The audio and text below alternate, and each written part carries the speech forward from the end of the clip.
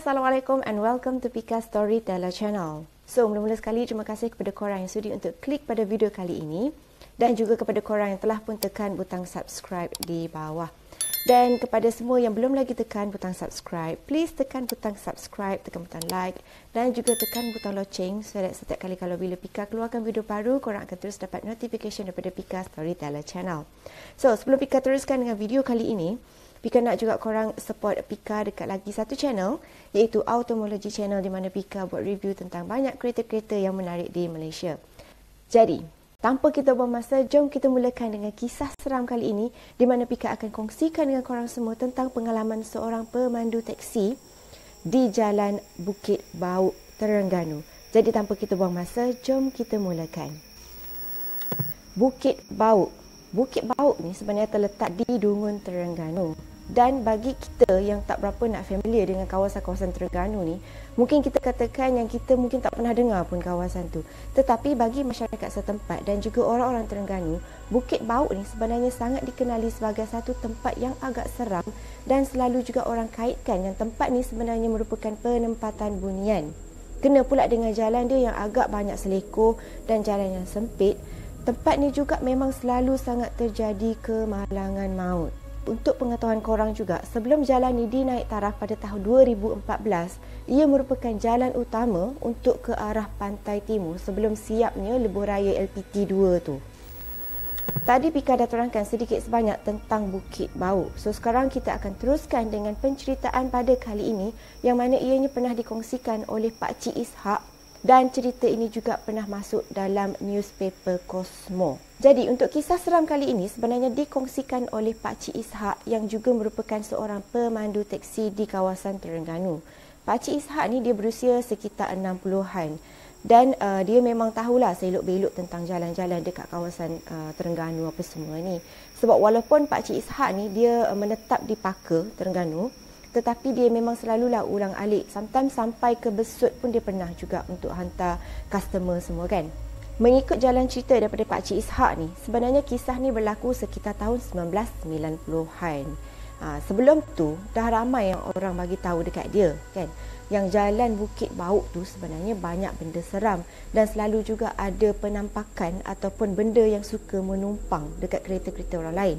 Tetapi sepanjang Pak Cik Ishak ni bawa kereta, dia tak pernah lagi tahu menemui ataupun jumpa dengan makhluk-makhluk yang macam tu. Sampailah benda tu betul-betul berlaku dekat dia pada tahun 1990-an tu. So maksudnya dekat sini, mungkinlah sebelum ni pernah beberapa orang yang bagi tahu dia dekat jalan tu ada ni apa semua. Tapi Pak Cik Ishak ni dia memang tak percaya langsung. Biasa memang macam tu lah. Kita kebanyakannya tak berapa nak percaya sangat kan. Sampailah benda tu betul-betul jadi dekat kita. Kisah dia bermula macam ni. Pada hari tu, Pak Cik Ishak ni dia ada hantar seorang customer ni dekat Kampung Kuala Abang, Dungun. Dan selepas dia hantar customer dia dekat situ, dia pun lalulah dekat kawasan jalan Bukit Bauk ni untuk pulang semula ke rumah dia dekat Paka. Dan masa dia tengah duk drive tu kan, sekali dia nampak dekat tepi jalan ni, dekat bahu jalan tu, ada seorang perempuan muda yang pakai baju kurung. Lepas tu perempuan tu punya rambut panjang je. Kemudian perempuan tu pun melambai-lambai dekat tepi jalan ni untuk suruh dia berhenti lah. Sebab kebiasaannya kan, kalau macam orang bawa teksi, kan korang akan lambai-lambai untuk suruh dia stop kan. Ni bukan macam Grab. Lepas tu, mulanya Pak Cik ni tak nak melayan sangat tahu sebab masa tu dah pun pukul 1 pagi. Korang bayangkan dekat kawasan yang gelap, dekat kawasan Jalan Bukit Bauk tu, okey.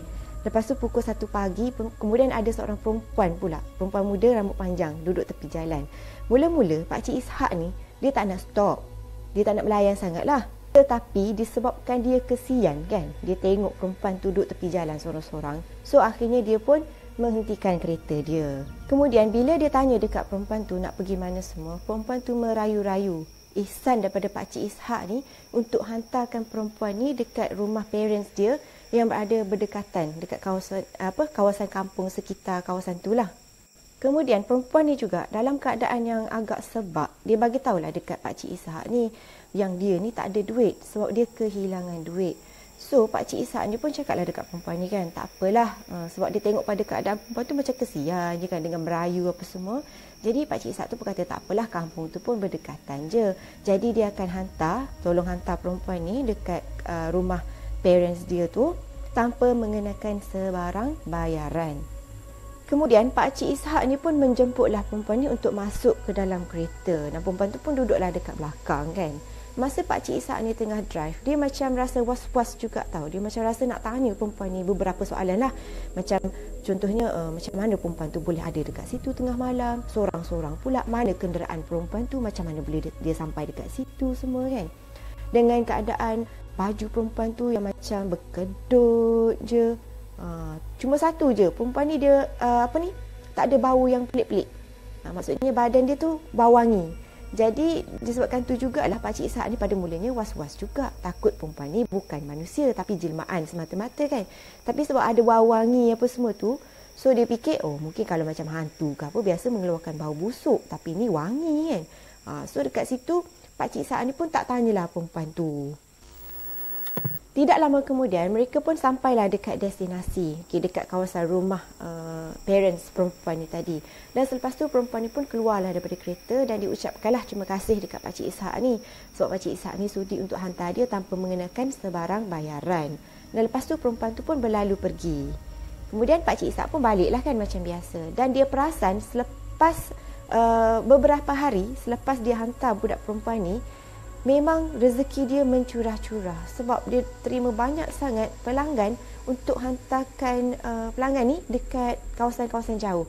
Dan pada masa tu juga Pak Cik Ishak ni pun perasanlah yang dia punya pelanggan semua ni datang ataupun rezeki dia ni mencurah-curah selepas dia menumpangkan budak perempuan tu. Sedangkan sebelum ni macam agak sendu je kan dia punya pelanggan tu. So beberapa minggu selepas tu dia pun pergilah dekat rumah parents budak perempuan ni.